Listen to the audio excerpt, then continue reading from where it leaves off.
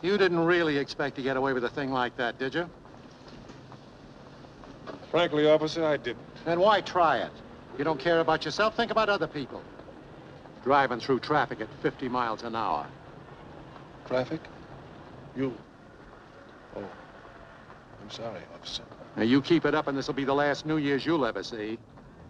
Unpleasant thought, isn't it? Isn't it, though? Okay, go ahead, but take it easy. I don't want to hand out any tickets tonight unless I have to.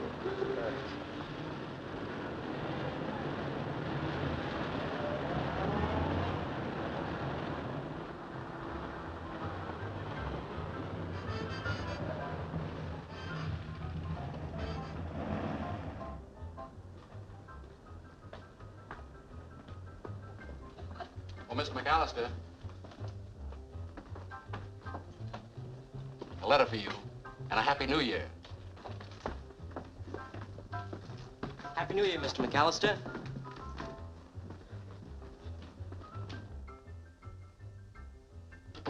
Something wrong, Mr. Boss? No. You going to spend New Year Eve alone? Yeah. You want Chang to stay. Maybe mix drink. Keep you company. No, just close the door from the outside. Chang do something wrong? You wish him unhappy New Year? All right. Happy New Year, Chang. Good night. No hurry. It's all right. Chinese New Year not for a long time yet.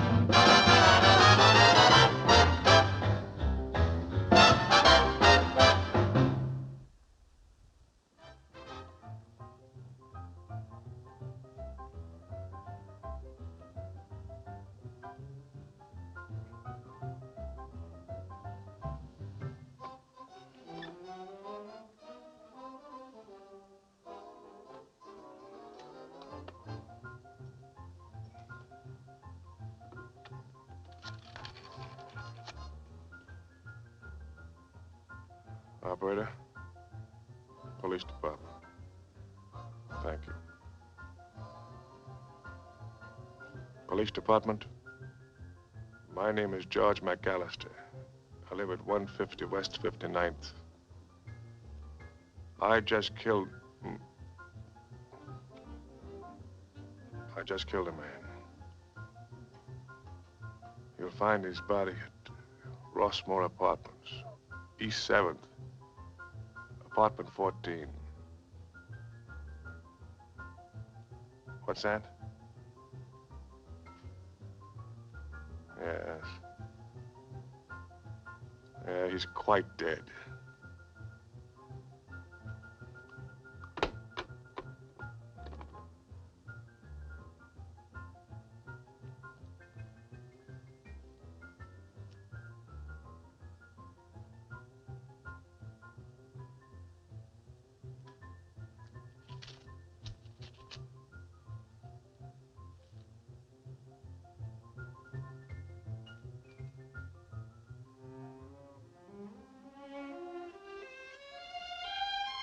My dear George, I should have known sooner that the hatred you bore your half-brother must one day bring you to this point.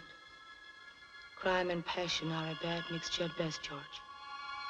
And when the passion is hate, nothing but evil and violence can result. It was shortly after Dr. Mitchell had pronounced his death sentence on your brother Barry, given him only a little more time to live. A few months at the most, he said. And sent him deeper into the seclusion of that place he called home. And deeper into the dark mood that seemed to find comfort only in that unhappy organ music of his.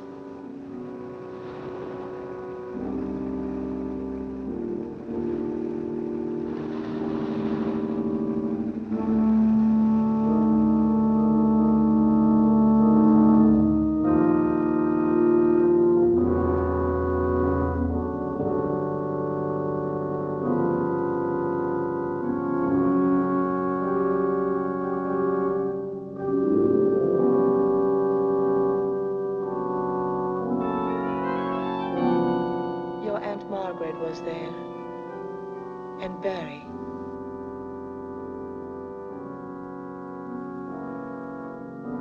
And I, Carlotta Duval.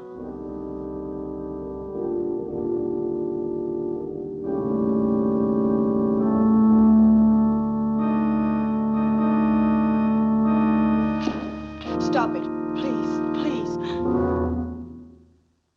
Are you ill, Mr. Val? Don't you care for my music? It's your bedtime, that's all.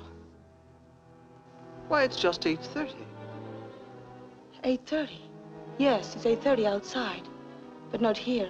In this house, it's midnight all the time. Aren't you being a little dramatic, Mr. Val? Perhaps I am. Sorry. Barry's music relaxes him.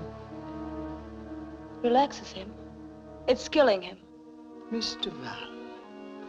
Barry, my poor boy. So it is my music. I'm sorry, Mr. McAllister. That's all right. But why don't you like it? I don't like it for what it's doing to you. Those depressing dirges you call music are as ugly as what you're waiting for. The girl is insane. No, I'm not. But I will be if I stay here any longer. Just a moment, Mr. Val.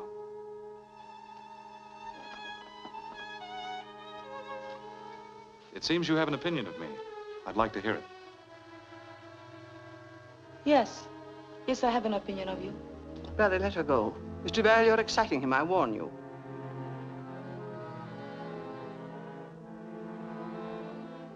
His pulse is very firm. And it'll take more than my opinion to get through that blanket of self-pity you've thrown around yourself. Self-pity? Isn't a dying man entitled even to that? A dying man? To be a dying man, you must first be a living man. You're not living. You have already abandoned life. I'm going to call Dr. Mitchell. I'll save you the trouble. I'll call Dr. Mitchell and ask him to send another nurse tonight.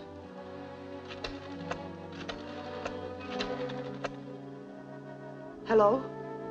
Dr. Mitchell? Miss Duval speaking. Dr. Mitchell, I'm quitting. Hello, Uncle Joe. Wrong? Oh, no. No, I think Miss Duval just wanted to report that her patient is feeling exceptionally well tonight. Quitting? No, I think she wanted to quit giving me the brown pills. The big ones. Can you imagine, Miss Duval? He thought you were quitting. No, Uncle Joe. No, I think she's very happy here. And as for myself, I couldn't get along without her.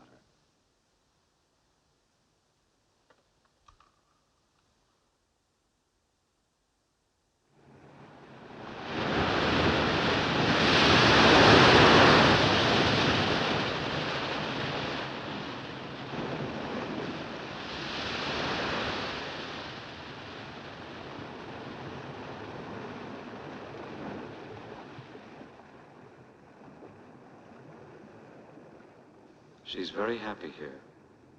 As for myself, I couldn't get along without her. I couldn't get along without her.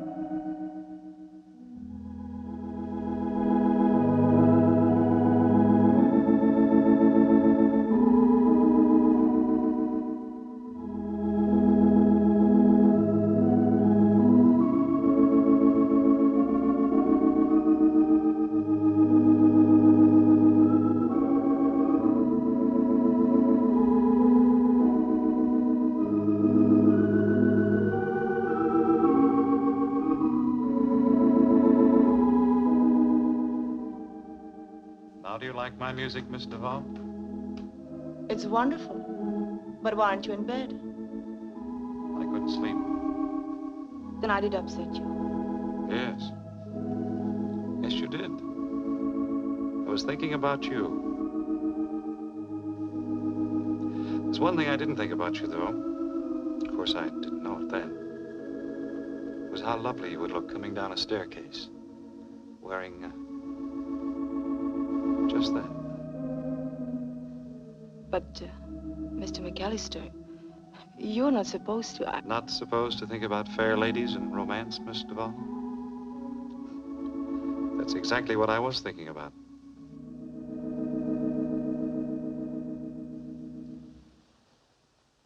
Carlotta. Yes, Mr. McAllister.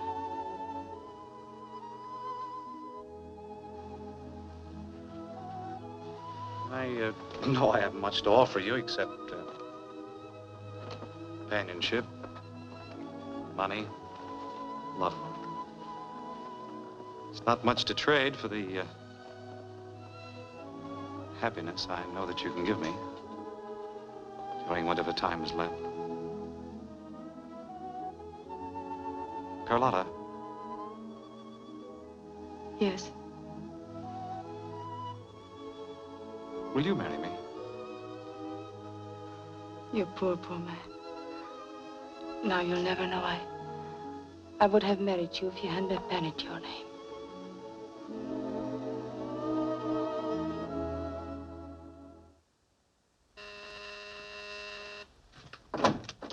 Kitten!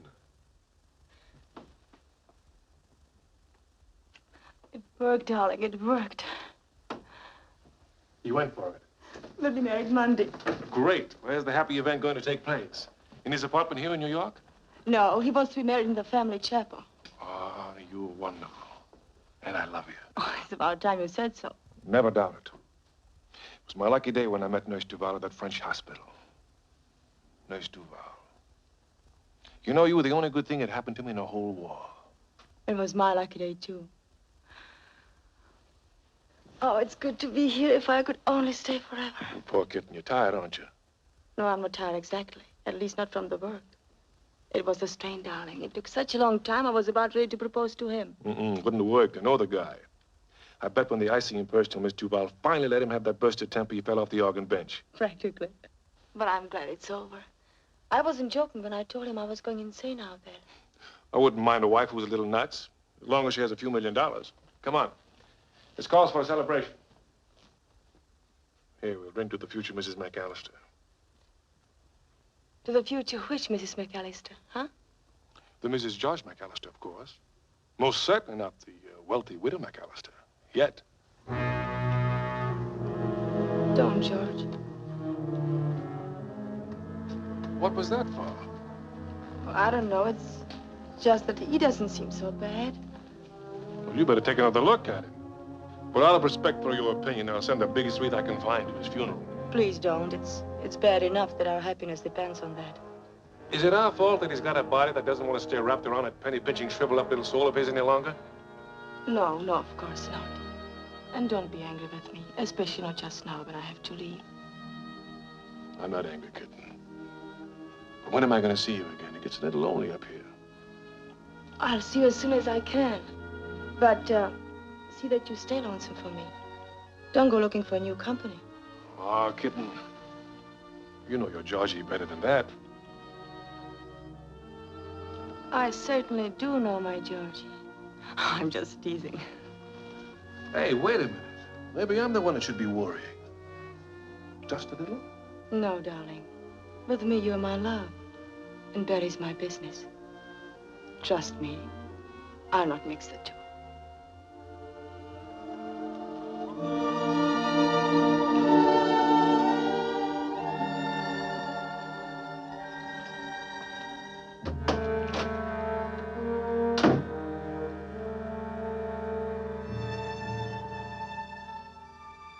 Only dazedly do I recall the next few days. The hours became a solid mold of anxiety. Anxiety over my ability to go through with what we had planned.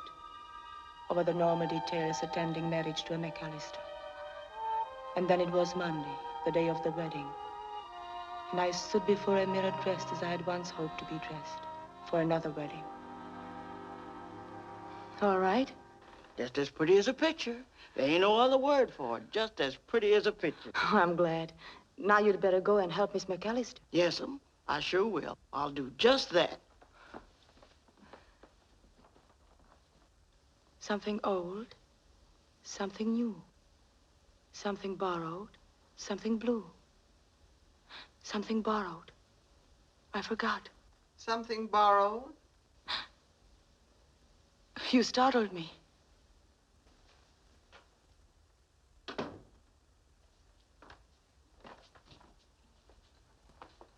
Would this be suitable, do you think?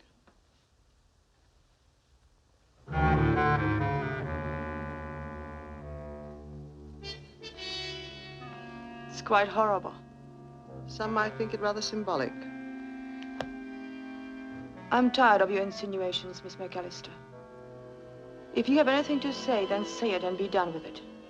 I have only one thing to say, Miss Duval. Don't marry my nephew. Your motives are obvious. I must ask you to leave my room. I have no desire to remain longer.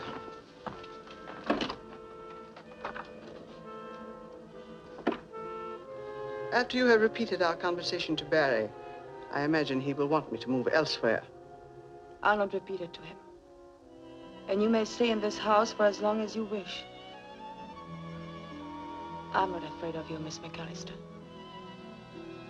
That is a great mistake, Mr. Val.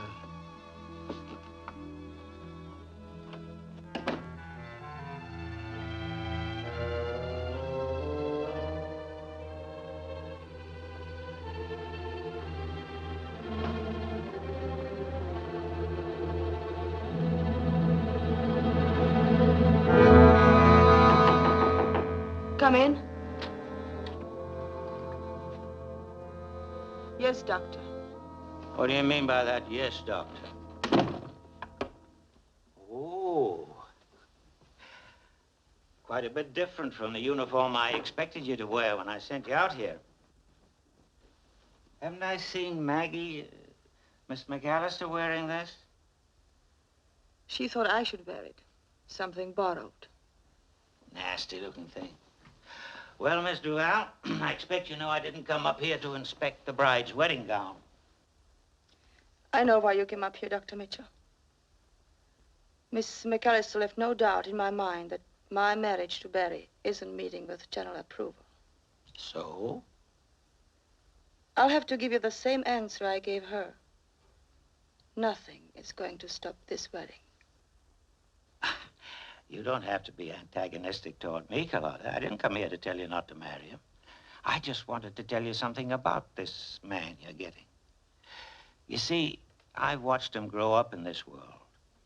And now I'm faced with the unhappy task of supervising his departure from it. No one can know how I feel about the job.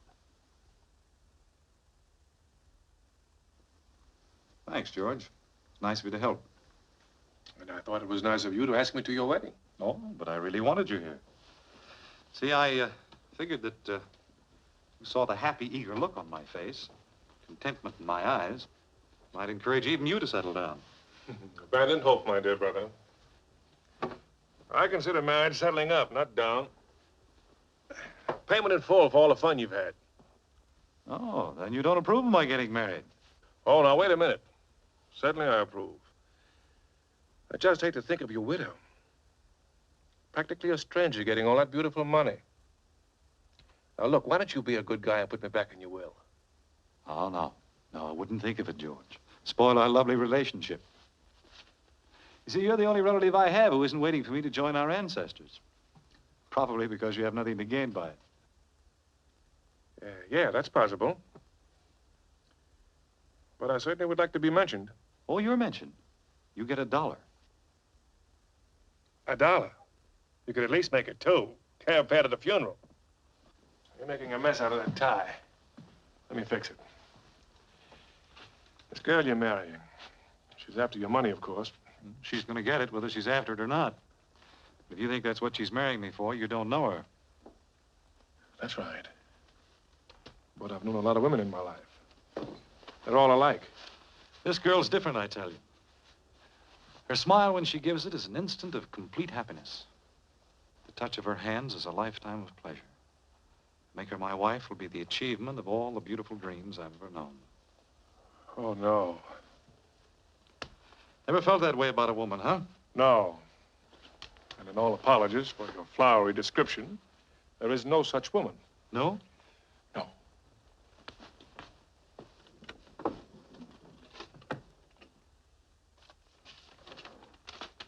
My dear Barry, well, it seems the bullet that got me in the leg was only making a detour and didn't have my name on it after all. But let's see. Oh, here it is. Listen carefully. She's a nurse. This girl is different, I tell you. Her smile when she gives it is an instant of complete happiness.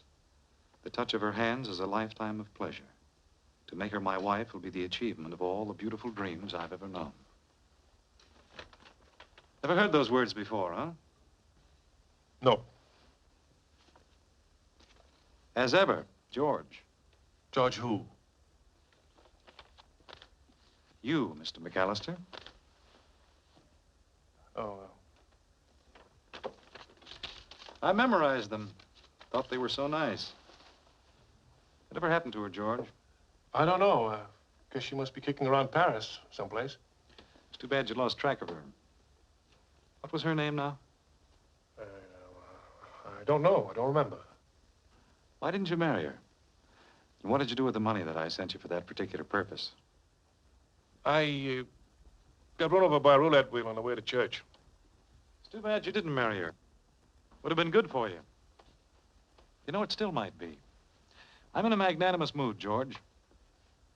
You find her, and I'll stake you to any business you name. If she doesn't want to leave France, I'll put you in charge of our organization over there. Well, what do you say? I'll think about it. Good, good. Oh, by the way, I had the office make out a check. Sort of a wedding present in reverse. From me to you. Why? $10,000. Thanks. I certainly can use it. That's what I figured. If getting married puts you in this kind of mood, we should do it more often. I hope you'll take my advice. About what? Find that girl and marry her. Yeah. I'll see if I can remember her name.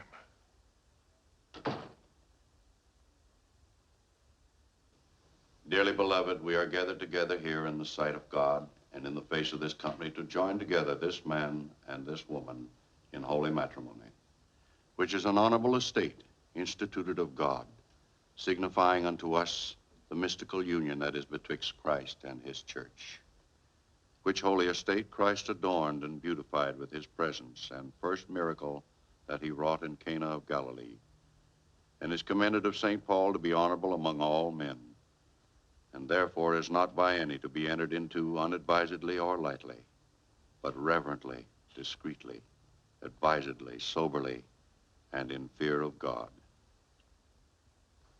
Into this holy estate, these two persons present come now to be joined. If any man can show just cause why they may not lawfully be joined together, let him now speak, or else hereafter forever hold his peace. Barry, wilt thou have this woman to thy wedded wife, to live together after God's ordinance in the holy estate of matrimony? Wilt thou love her, comfort her, honor and keep her in sickness and in health, and forsaking all others, keep thee only unto her, so long as ye both shall live? I will.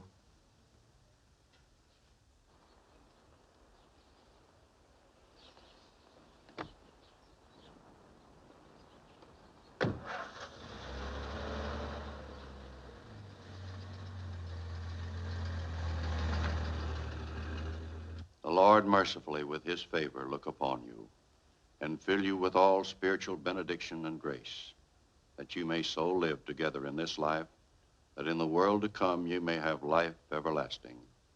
Amen. I wish you both much happiness. Thank you. Thank you.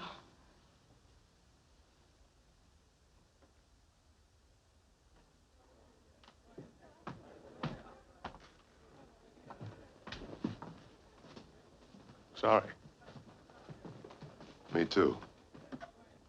Good evening, Mr. McAllister. Any messages? No, sir, except your bill. I have it right here.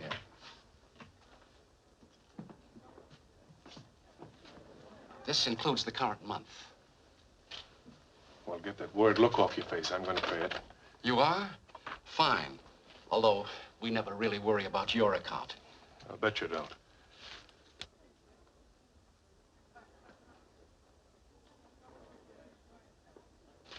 Who's the guy over there? I don't know. Put the receipt in my box, will you? Thank you, sir.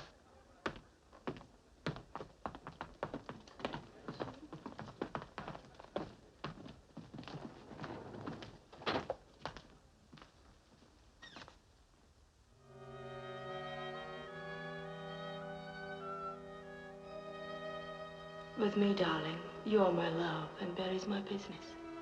Trust me, dear.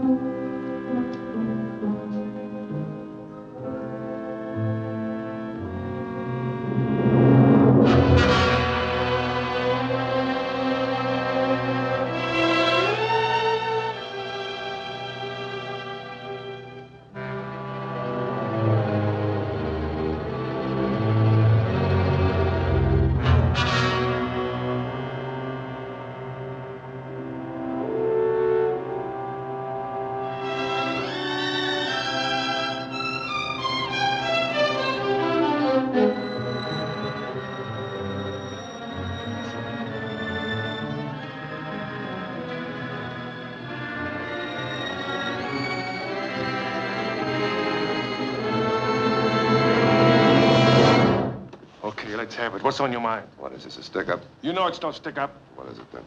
Every time I turn around, I see your face. It's my face. I'll take it where I please. If you don't want it messed up, quit trailing me.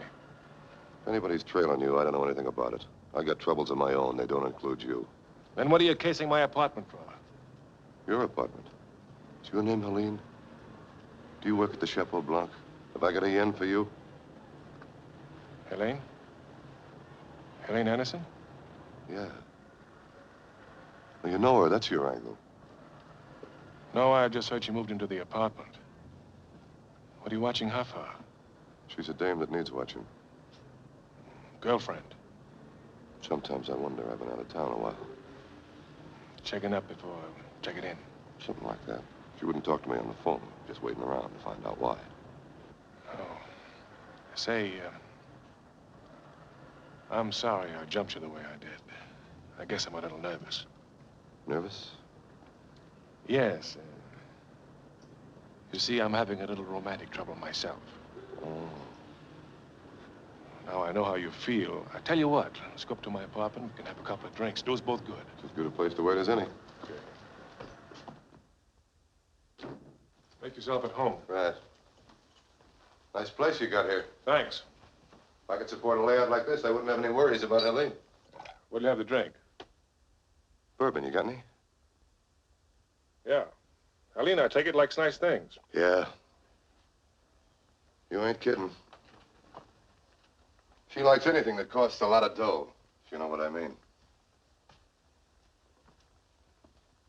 When I got it, she even likes me. That ain't often.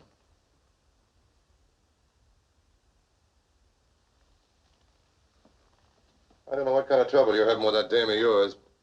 Bet she ain't two-timing you. What makes you so sure? Her face. This dame's got class. That's not the girl. That's not the one, huh? No. That's not the dame I saw coming in here a couple of days ago? And once before that? No. I haven't seen that girl since I left Paris. Oh. For all I know, she's still there. French dame, huh? Yes, that's right. That autograph. thing she wrote on the picture. It's in English. Well, what about it? A lot of people in France write English.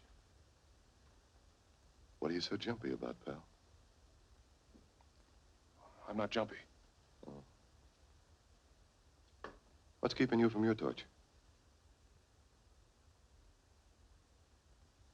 Oh. Married, huh? Yes, that's right. She's married.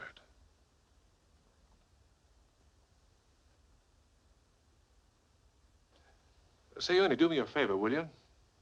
Go in the kitchen and get me some ice. Ice? Yeah, over there. Oh. Want to call her, huh?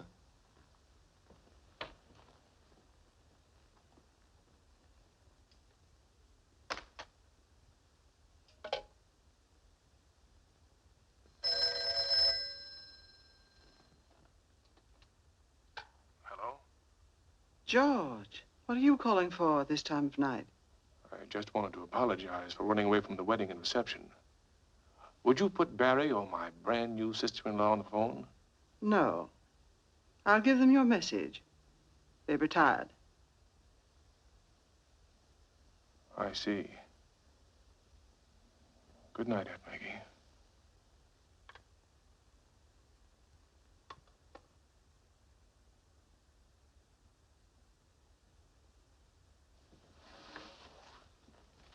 That's the trouble with having a girlfriend who's married. If a man answers, you gotta hang up. Tell you what, Ernie. What? Let's go see Helene. Helene? Yes, Miss Anderson. You said her name was Helene, didn't you? Why should you want to go see her? You said you didn't know her. Well, I just feel like going someplace. I feel as though I owe you a little entertainment. Oh. Come on, take you both to dinner. She's working, singing. All right. We'll go there and wait till she's through. Between the two of us, we can convince her that Ernie Hicks is a man of importance. Oh.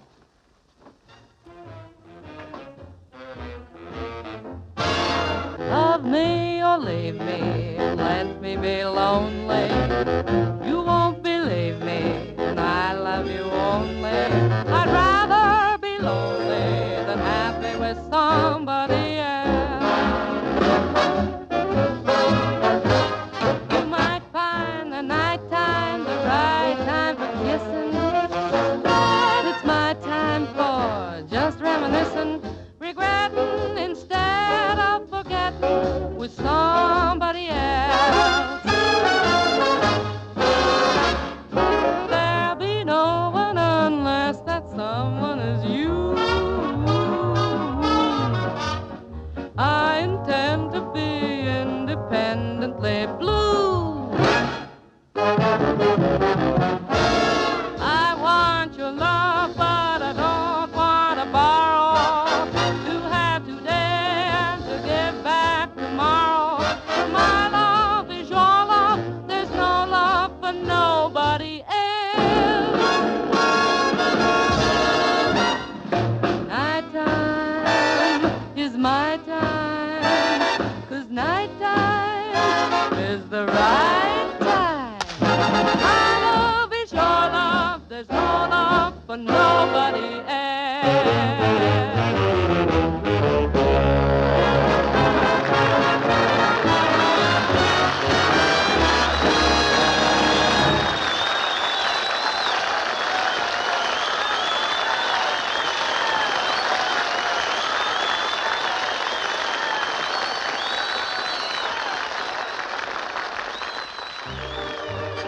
Pretty nice, huh? Very attractive. The way guys go for her, you can see why I gotta watch her. I certainly can't say that I do. She had a nice big smile for you. That was for you. Gold cufflinks you're wearing and the good stuff in that suit. She'll tell you the price of both of them from 50 yards away. Ernie, you're bitter. You think she'll join us? After one gander at you, there's no doubt about it.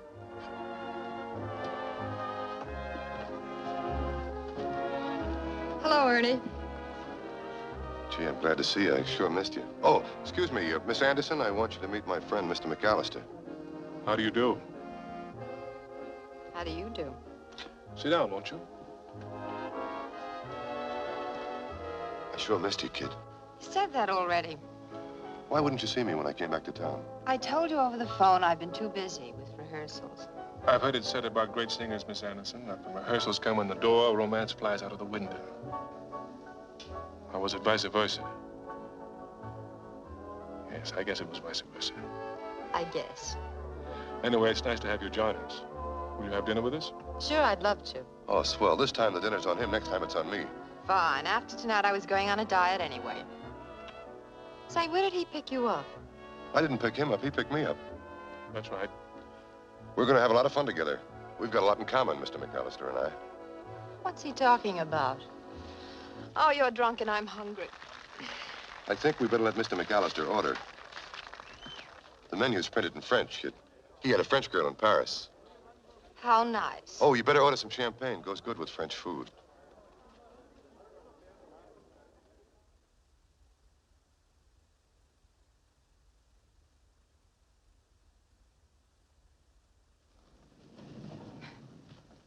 Thank you for a very pleasant evening. It's been fun, especially meeting you. My pleasure.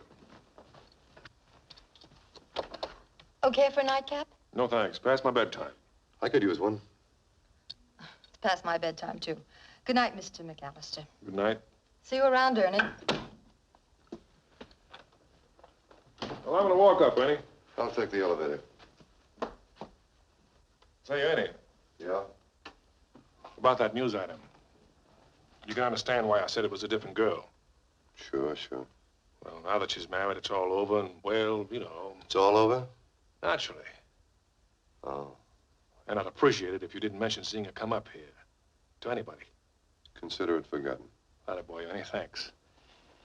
Here's something I think it might help you out with Helene. No. I wouldn't think of it. I'll be seeing you.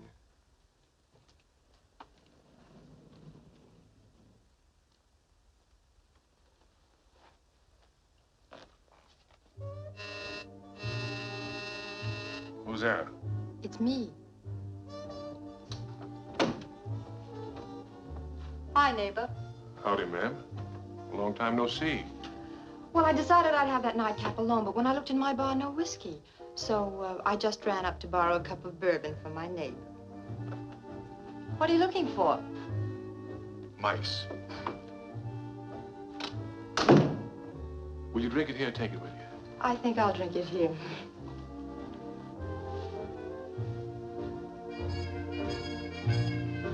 I've been wanting that all evening. Couldn't wait any longer.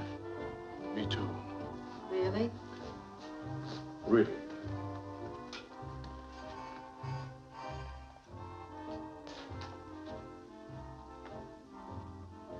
What are you looking for? My picture. Where have you got it? In the... No, it's not in the kitchen either. It's right there on the desk. I just left it there till I got a frame for it.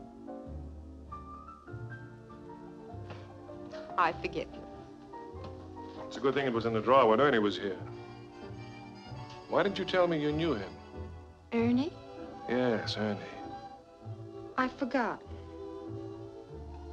Of course, you know he's slightly jealous. Oh, he gives me a pain. Say, how did you ever get mixed up with him? I know, felt sorry for him, I guess. He's nuts about you. Oh, he's nuts, period. But he's a troublemaker, and if you take my advice, you'll brush him fast. So? Why do you let him hang around? I won't, Georgie, if you don't want me to. I wouldn't take the responsibility. Just for that, I think I'll take this and drink it alone. Good idea, kitten. But I didn't mean it, George. I don't want to go. You need your beauty rest. Good night, kitten, and happy hangover.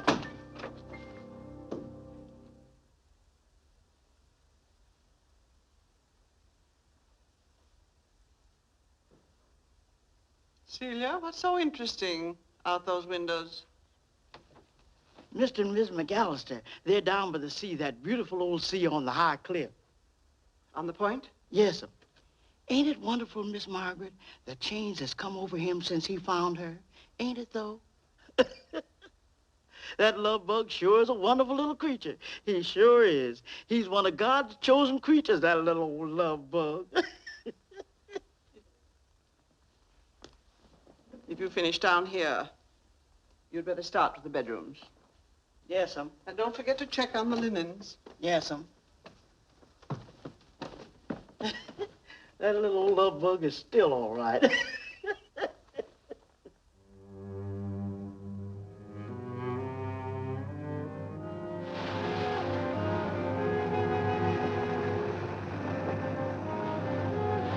Barry, please, not so close. It frightens me. Don't worry, I'll be careful. Fall down there didn't kill me to climb back up wood. Then step back a little. You love this. The sea and the cliffs and the rocks, don't you? I do again, now that you're here. Say, by the way, you're not the fisherman's little girl that used to play over these rocks with me. No. Why? You have the same effect on me. Was she a blonde? I don't know. Her hair was always so full of seaweed. Yeah, we built beautiful, wonderful air castles, my little beachcomber and I. I was going to buy her the whole world, starting out with a marble palace and a golden yacht. But she was a realist. Decided she'd rather start with a bracelet. So I went without my lunch for a whole month and bought the bracelet. I bet she loved it. She never saw it. George showed up that summer, and I lost my little beachcomber. George stole your girl? Oh, sure. George always stole my girls. You know, by a peculiar coincidence, I just happened to have that bracelet with me.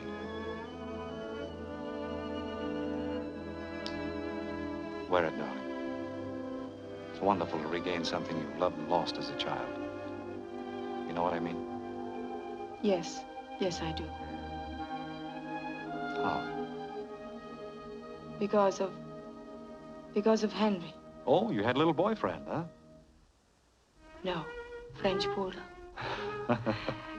I hated the taxi cab that killed him. No wonder you dislike George for taking her from you.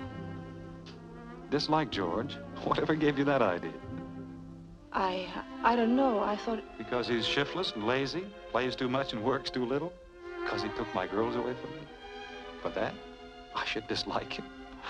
Oh, nothing of the sort. I've always liked George. He's got away with him. Oh, I've always tried to get him to settle down. Almost succeeded once. When was that? When he was overseas. Got a bullet in his leg. Fell head over heels in love with the nurse that took care of him. Wanted to marry her. At least that's what he wrote me. Of course, I'm always meddling in George's affairs. Even on our wedding day, I offered to set him up in any business he'd name if he'd find that girl and marry her. He wouldn't, I suppose. No. Same old George. Couldn't he remember her name? Oh, darling, you're getting cold. Here I am boring you with a family skeleton. Come on, I'll take you back to the house. Oh, Barry, I've been thinking about your New York apartment. I'd like to fix it up a bit in case we get to use it more often. Well, that would be all right, but... You'd rather I didn't? Oh, no, of course not. Go ahead and do it if you'd enjoy it. I'll have Hammer bring the car.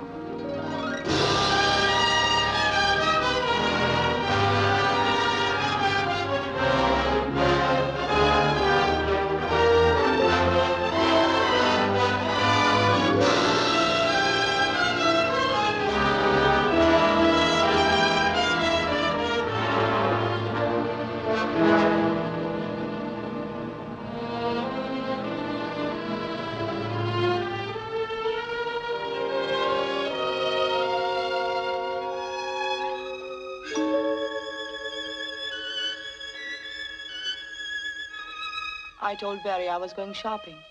Hammer brought me in. He didn't bring you here. No, of course not. I had him let me off at Barry's apartment. Then I took a cab. Smart girl. Know how much I missed you? What's the matter? I don't know what's wrong with me. I'm upset. About what? You don't mean to tell me that my dear brother isn't feeling well, I hope. He's feeling all right. But, well, George, he told me some things about you, and I had to see you. Oh, I know I'm being foolish. Tell me I'm being foolish, darling. That they aren't so. That I'm just upset because I got too lonesome for you. If they bother you, kitten, they aren't so. He said you wanted to marry me in France. You? Well, he said a nurse in France. I knew he meant me. Well, say that's so. If I hadn't been broke... But he sent you money. So what? Then he did send you money. Yeah, he sent a little. But why didn't we get married? What did you do with it? I don't know. Bought you some poses or something, I guess. Wasn't enough to think about. But if he didn't need much, just a little on each other would have been enough. Now, look, honey, you're making something out of nothing. You're letting him fill your head with a lot of doubts about me when you know he hates my guts.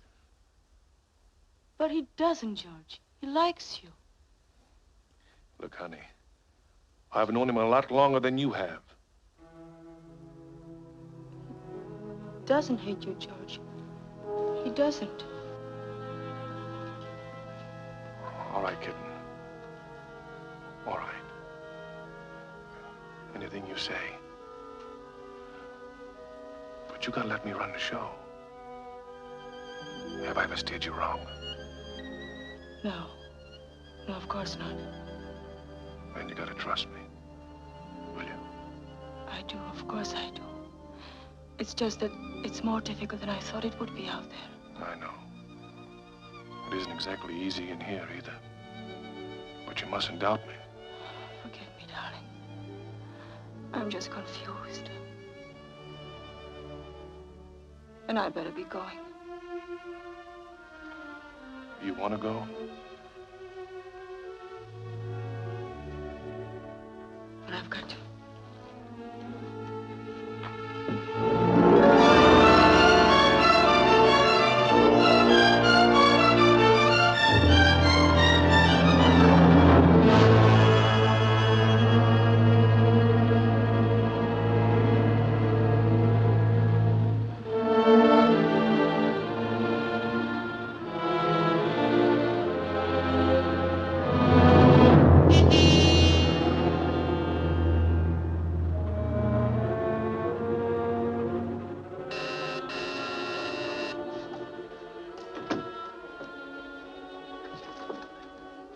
Hi, Georgie.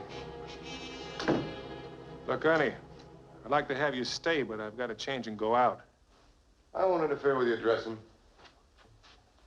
Got something I want to talk to you about. All right, what do you want to talk about? I'm in a hurry.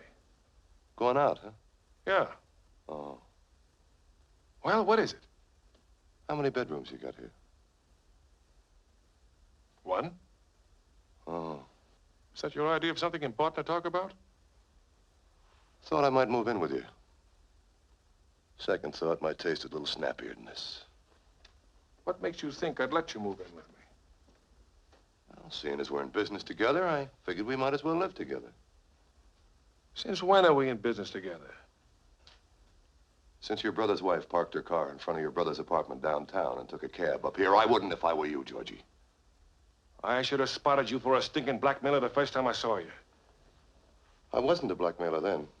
You'd almost say it was your idea. What was being followed? That and Helene. Helene? She won't have anything to do with me. Seems she's got a yen for somebody else. I can't help you there.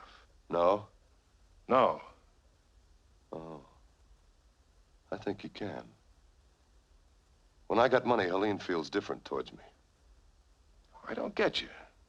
I offered you some money the other night. Why didn't you take it? Small money, Georgie. Small money. You know, the minute I laid eyes on you, I knew I was in business. Big business. That shocks you, doesn't it? You'd be amazed how talkative the servants are out at your brother's place. Why didn't you tell me you only had a couple of months to live? Or maybe less now that he's married to your Carlotta.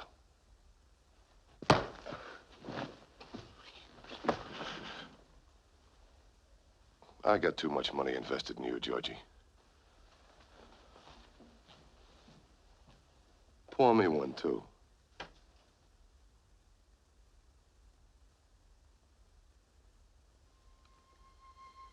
My mind was a welter of confusion after leaving your apartment that afternoon.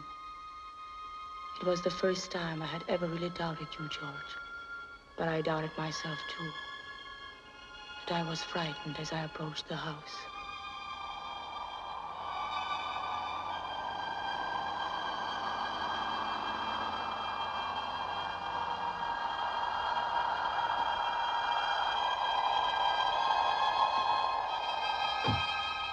I felt I couldn't possibly face its occupants. And to my mind, the very house itself scowled disapproval of me. I felt the wind shriek its hatred, and the ocean, always angry and threatening, seemed to be reaching for me, trying to drag me by force from this place which Barry loved, and in which I was an imposter. I started for the house. An impulse made me turn, and then go toward the chapel.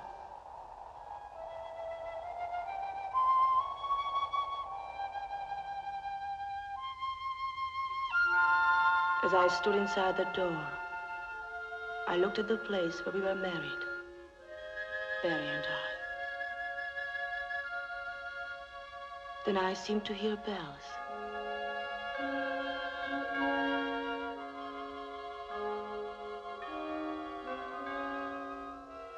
And a voice. I pronounce that they are man and wife.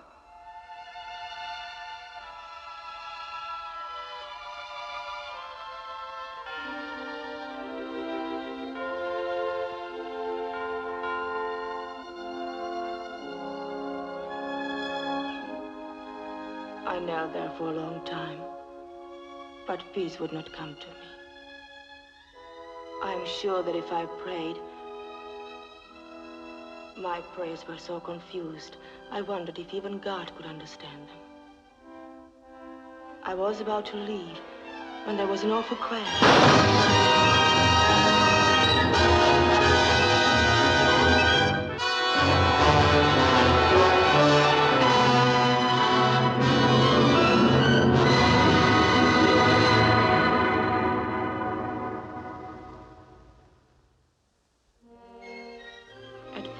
I thought the light unearthly, and that I was hearing our wedding music in my imagination as I had heard the bells and the words of the minister.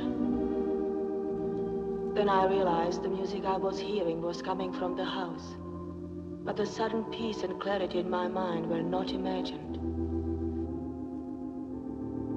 You weren't in my thoughts, George, as I hurried from the chapel.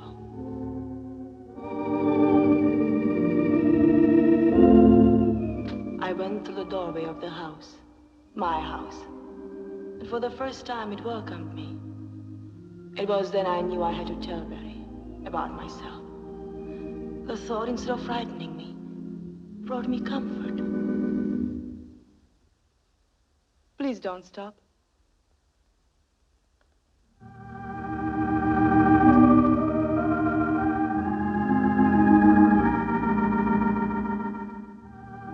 Say, do you know that the room lit up just now when you walked in? Tell me, what's the cause of this new radiance?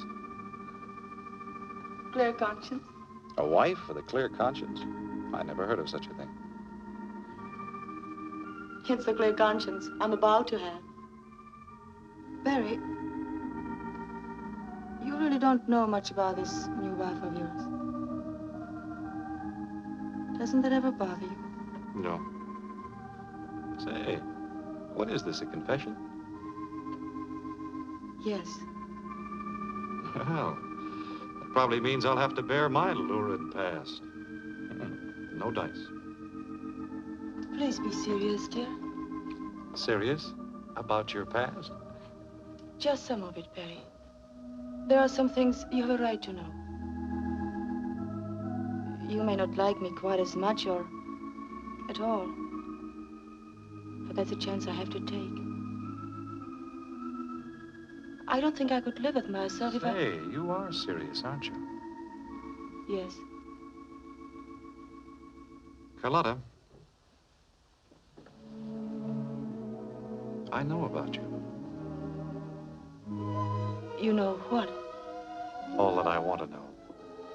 All that's important. You see, darling, every man has a picture of the woman he loves.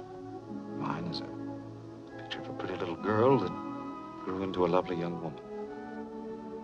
Put on this earth for the sole purpose of bringing happiness into the life of Barry McAllister. Humor me, Carl. Let me look at my picture. See what I see.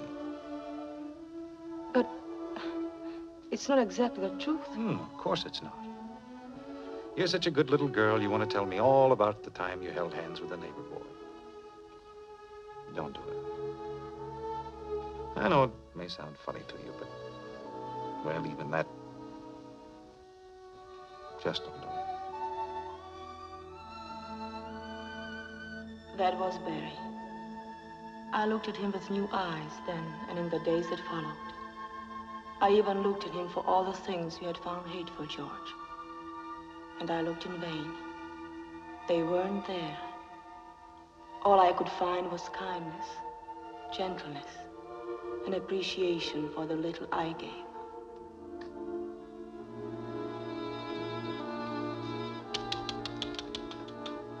What are you clucking about?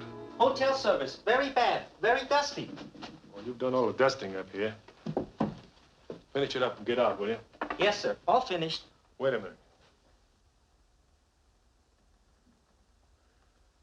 Chang, Yes, sir. I want to give you a bit of advice. If you ever fall in love, admit it to yourself right away. Don't wait until it's almost too late. Oh, that could not happen to Chang. Why not? Haven't you ever been in love? Oh, yes. In love many times. Once with girl. Hurt too much.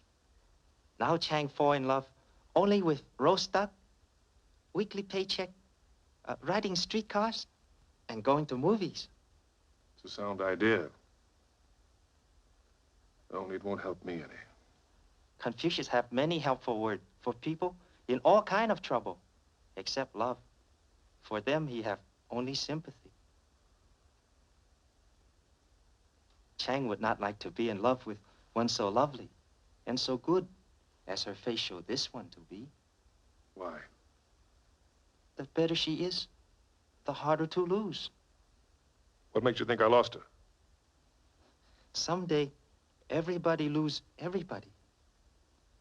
That is why Chang never fall in love with girl again.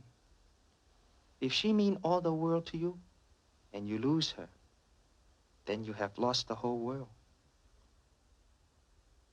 If she mean more than life to you, and you lose her, then you have lost all of life.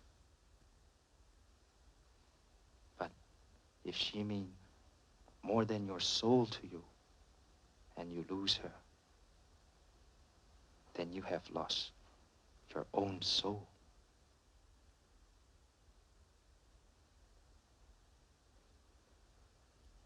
Confucius say that? Maybe Confucius. Maybe Walter Winchell. Chang remember only the words. I go. Oh, I'll get it.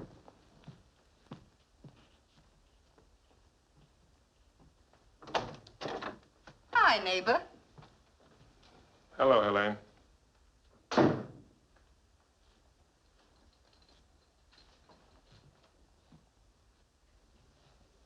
Confucius would be much confused. You shouldn't have come today. I'm in a stinking mood. Good. I'll get stinking with you. I don't mean drunk. Oh. I just don't feel like entertaining anybody.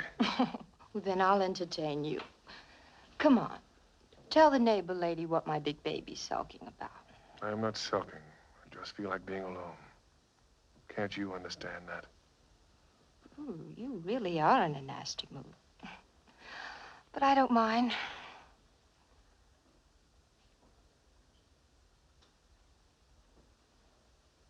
Oh?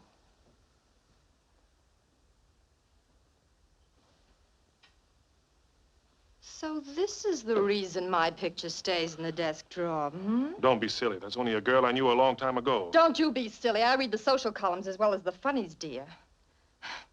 This picture isn't as good as the one in the papers when she married your brother. All right. So she's my brother's wife. What's wrong with that? For George, with all my love. A very chummy family, aren't you? Get out of here, you little tramp, before I throw you out. I'll go. And I'll remember what you called me to. And while you're at it, remember not to come back.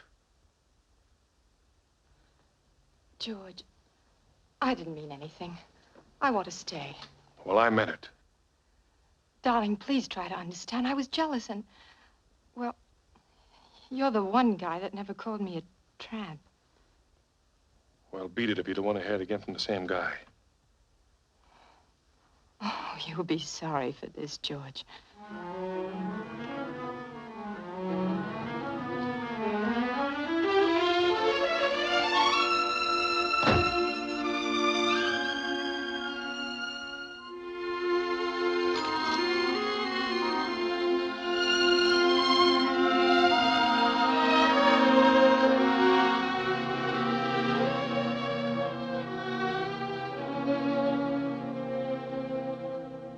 Do you wish to see me?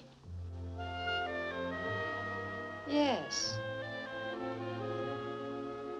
Elaine Anderson's the name. I don't believe we've met before. No, we haven't. But we have a mutual friend, and I thought we should know each other. A mutual friend? Yeah. Georgie. Georgie. You mean George McAllister? I don't mean George Washington. Perhaps, Miss Anderson, you'd better tell me just why you're here. Sure, why not? I just came up to tell you that Georgie is all yours. Or didn't you know we'd been dividing him up to now? I still don't know what you mean. Oh, snap out of it. I know you're French, but you've got a pretty firm grip on this country's language. It's too bad you don't know more about the men. He's a stinker and you can have him. Is that plain? George is my husband's half-brother. I'm not interested in his personal life. Half-brother, that's all, hmm? Yes. For George, with all my love, Carlotta. Oh, and I hope you forgive me. I broke the glass in the picture. Oh. So this is blackmail, then? No, it isn't blackmail. It's just that I want to see a few other people get what's coming to them for a change. And I intend to do it, too. Carlotta. Oh, I'm sorry, darling. I didn't know you had company. That's all right, dear. This is Miss Anderson, my husband. How do you do, Mr. McAllister? How do you do? She, Helene, just learned where I was living, and I figured she'd be very happy to see me. An old friend, eh? Fine. Are you a nurse, too, Miss Anderson? why, You might say that we've taken care of the same patients, Carlotta? yes. Good. I wish more of her friends would come. What's the matter, darling? Aren't you feeling well? You look pale. Pale. How is your imagination, dear? Just the same, I'd better have Dr. Mitchell take a look at you the next time he's here. Well, I imagine you girls have a great deal to talk about, so... Yes. Yes, I could talk all day. Well, I'll be running along then. Goodbye, dear. Nice meeting you, Miss Anderson. Come see Carlotta again real soon. Please do.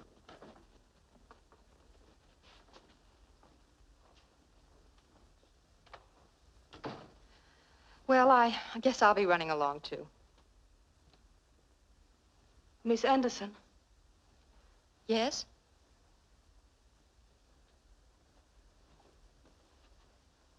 Thank you. For telling you about George? No.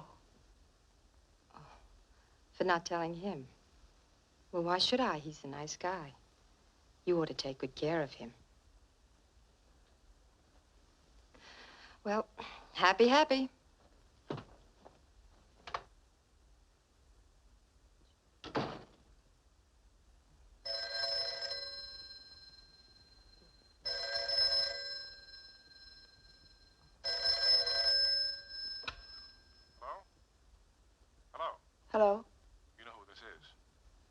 Yes.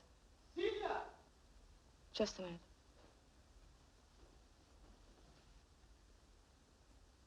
Yes, George. What do you want? Where have you been? Why haven't you talked to me? Why haven't you been in town? I've been busy. This is dangerous and foolish. I know it's dangerous, but I've got to talk to you. This is important. We're in trouble. You must, Carlotta. It's important. Why not this afternoon? No, it's impossible. No, I can't. I can't talk anymore. All right, I'll try. Yes.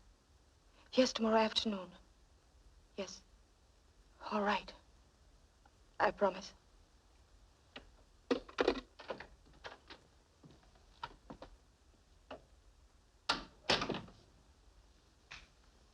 You didn't ask her for the dough. Over the phone? Don't be stupid.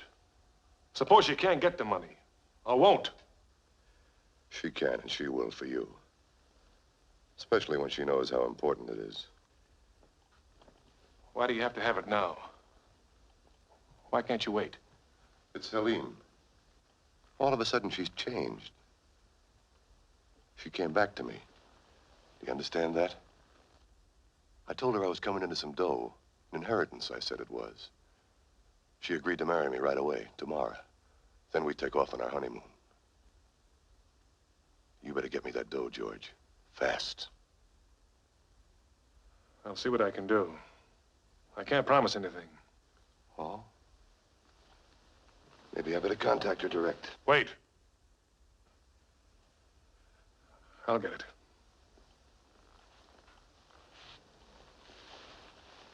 Okay, George. Your call upset me.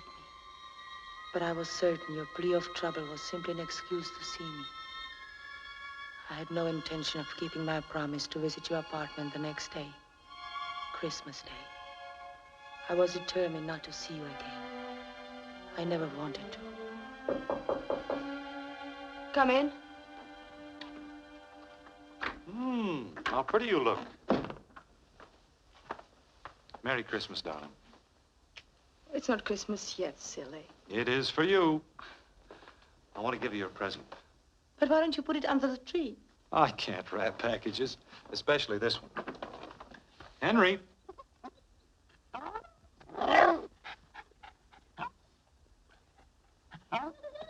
Henry.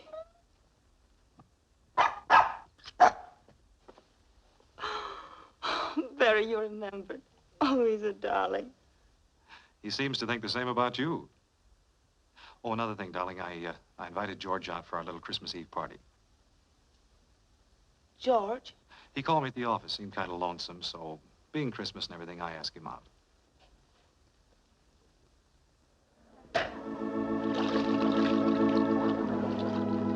Merry Xmas. And that's a fact.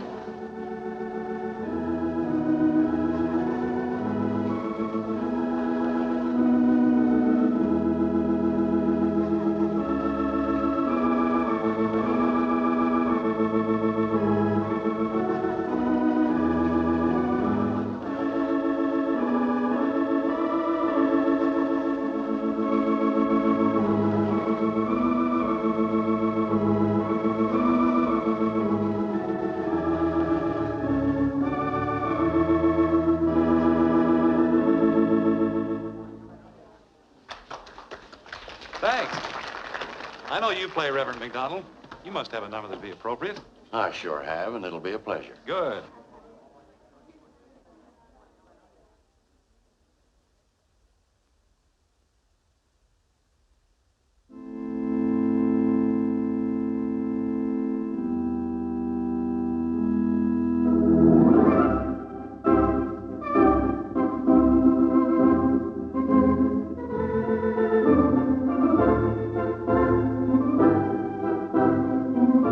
You were about to ask your wife to dance, I presume.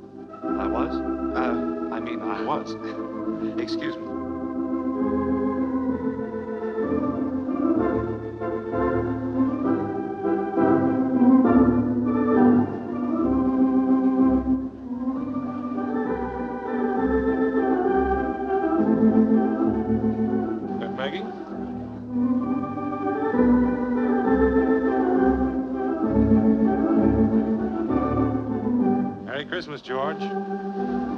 Christmas if you let me dance with your wife. Now, Maggie, steps on my feet. You're so gallant, George. You can step on my feet for a while, darling.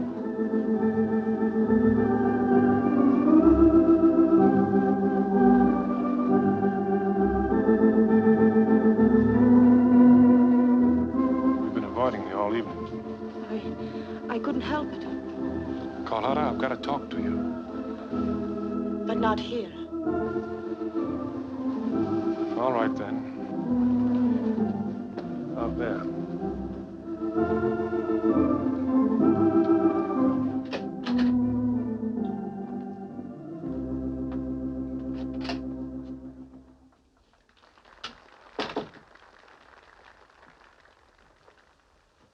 No, don't, please. No one can see us here. You said you wanted to talk to me. There was trouble. What kind of trouble? We're being blackmailed. Blackmailed? By whom? Oh, by a guy by the name of Ernie Hicks. You wouldn't know him. He saw you coming to my apartment a couple of times. Started checking. Checking? When? A long time ago. I thought I could handle it. I didn't want to worry you. I knew it'd be harder for you to stay out here if you thought someone was watching us. Then why tell me now? Because we're whipped, Carlotta. Can't you see, when that blackmailer learned our plan, we no longer had a plan? Oh, I've lost the money that I know.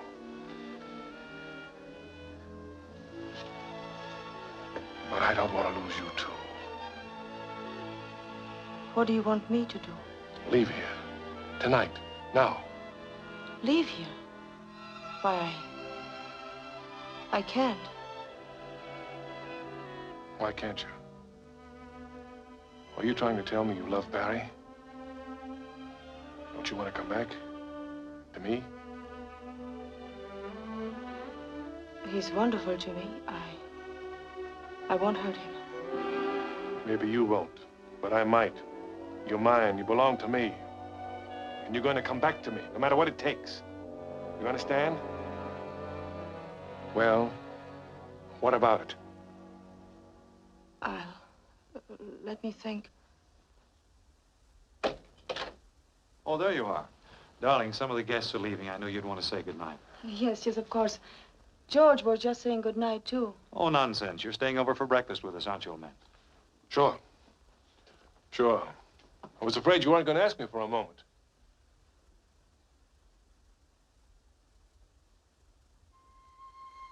I couldn't think of going to sleep. I knew the thoughts that were going through your head. And I was afraid of what you might do to Barry.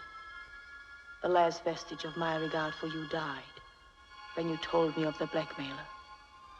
For you were the only blackmailer, George. You were trying to blackmail me into returning to you. Your words kept hammering in my head.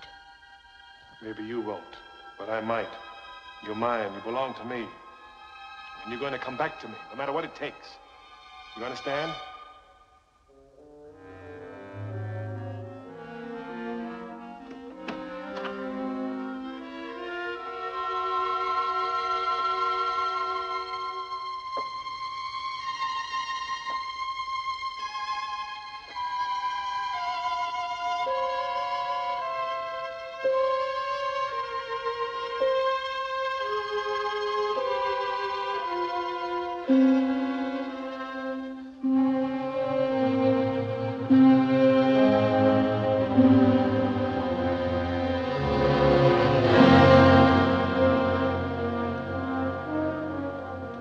Aren't you asleep?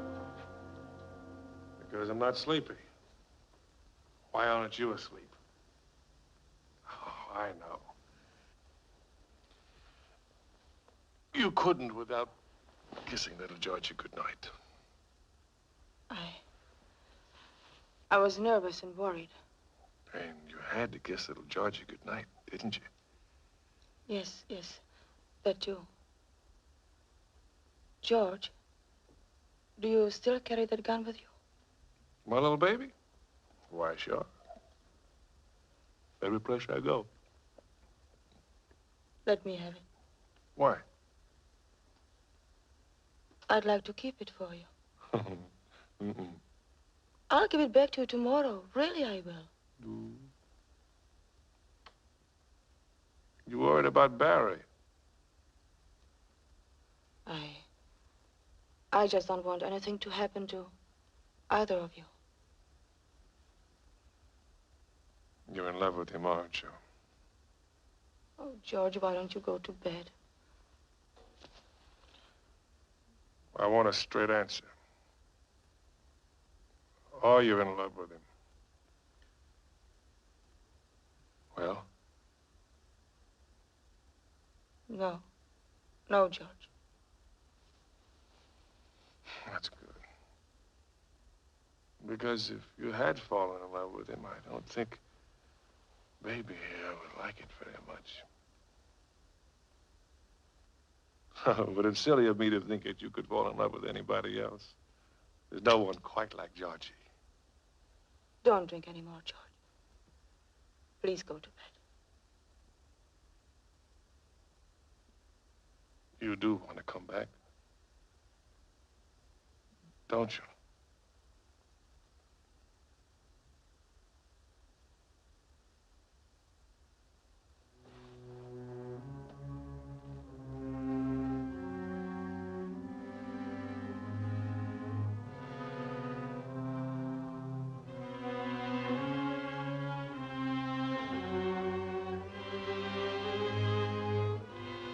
Sure you do.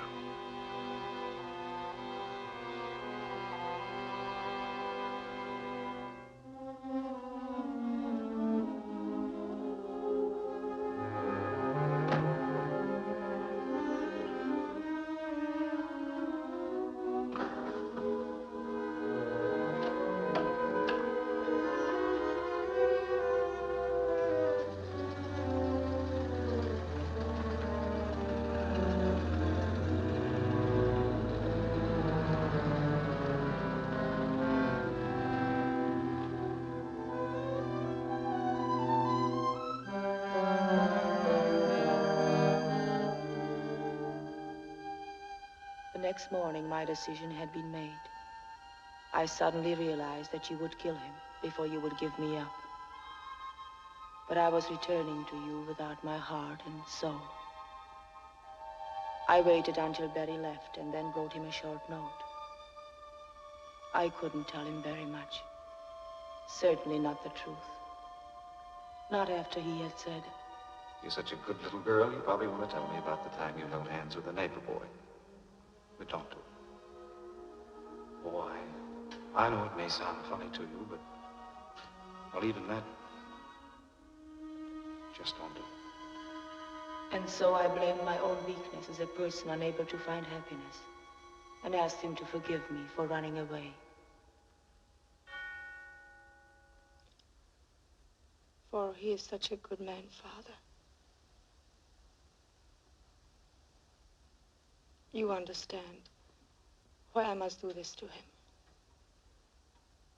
Comfort him and make him strong and well. And bless him, Father. Bless him every minute of every day.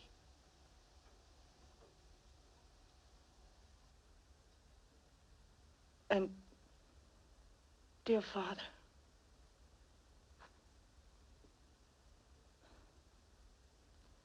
help me just a little bit too. Please. Please. Amen. That was a lovely prayer, Carlotta. Dr. Mitchell, I didn't know you were here. Forgive me. I started to speak and then I didn't want to interrupt.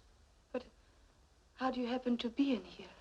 Oh, to tell the truth, I often sit in here for a moment when I'm out this way. Nice, quiet place to write prescriptions. Remember my Latin better in church. Oh, well, I'll leave you alone. No. Sit down a minute, please.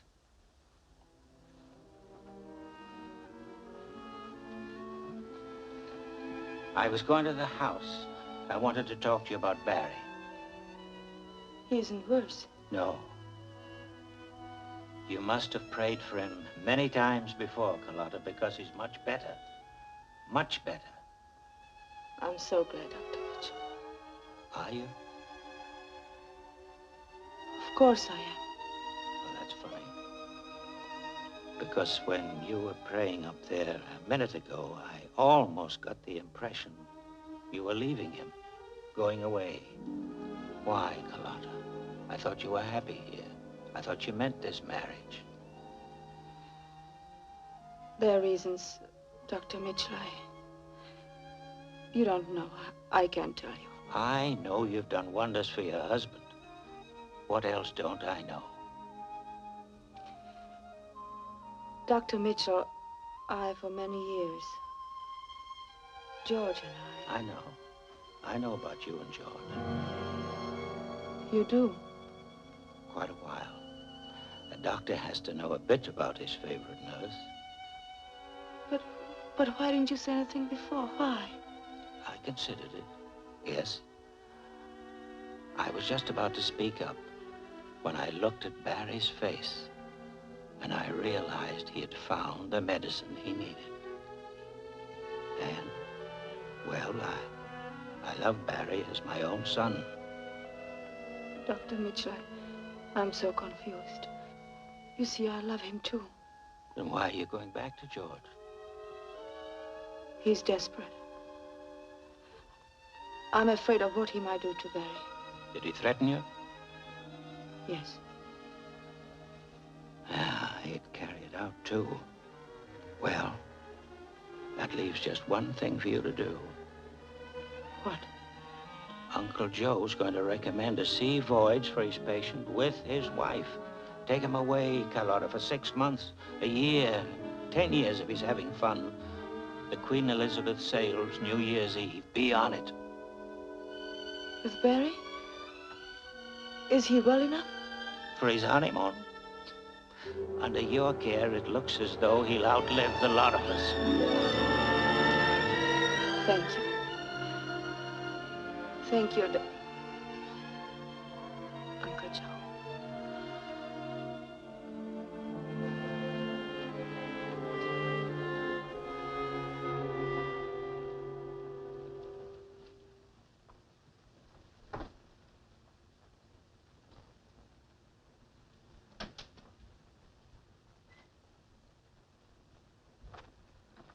What are you doing here? I was merely making sure that Celia cleaned properly. I'm taking care of Barry's room. I thought perhaps you were leaving. I was never more sure that I'm staying.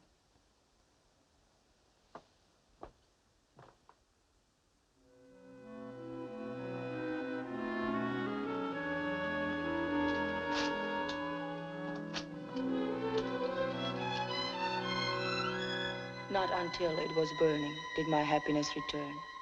And even then, it was happiness overshadowed by foreboding. There was reason for foreboding. Barry told me later that you wanted to see him in his New York apartment before we sailed, and that he had agreed to meet you, alone. Then I knew I must write this letter. I'm pleading for my husband's life and our happiness, George. But even as I write, I seem to know it will do no good. There's a great fear in me of what will happen when you and Barry meet. I beg of you, have mercy, George. Late, kitten. A little late.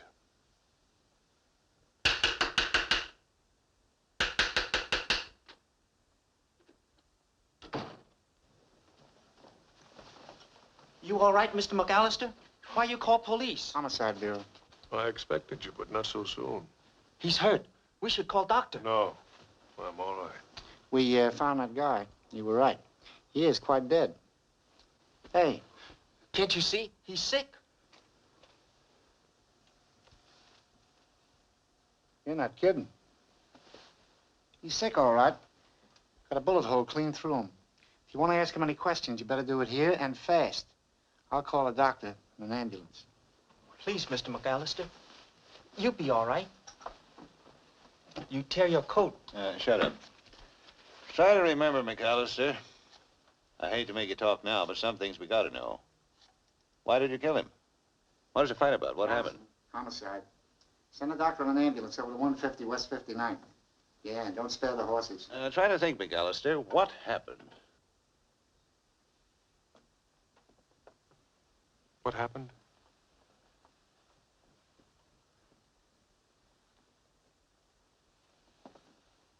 I tore my coat.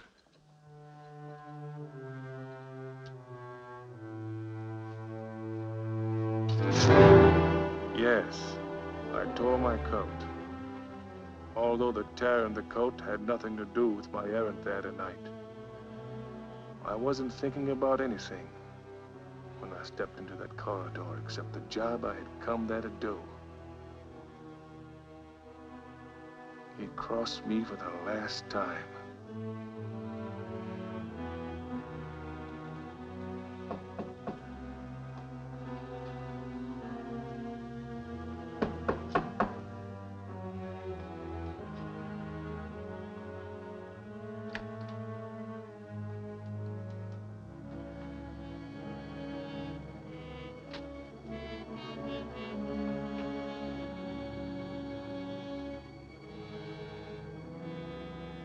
Nice layout. I got it for Helene. You're giving me the dough to pay for it. Money? I didn't bring any. I told you tonight was the deadline. I wasn't kidding. I know, pal. But things have happened. Our plans have changed a bit. My sense of humor ain't so good tonight. My plans haven't changed. Now quit stalling. Give me the money now. I'll have to swim for it. Mrs. McAllister and her husband are sailing tonight on the Queen Elizabeth. To be gone a long, long time. Oh.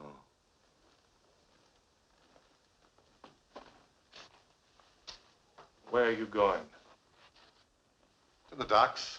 To wish him bon voyage.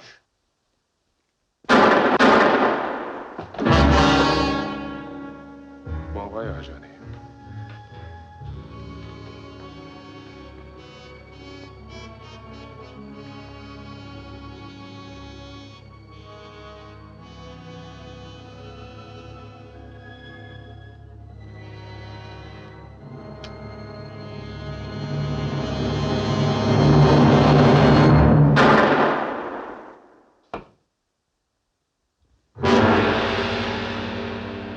Mr. McAllister. Mr. Boss. Please. Yeah, snap out of it. I got a couple of more questions.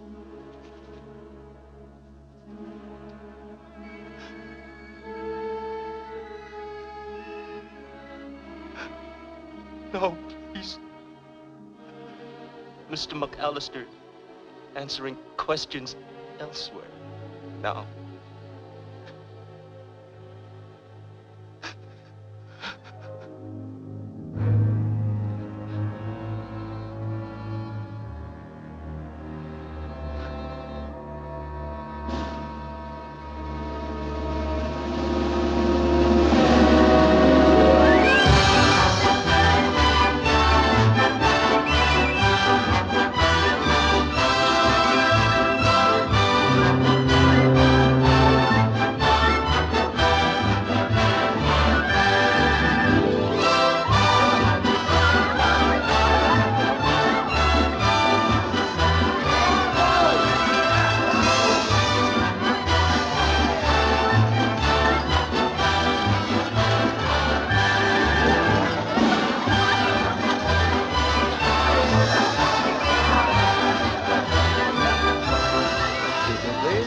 Mr. and Mrs. McAllister?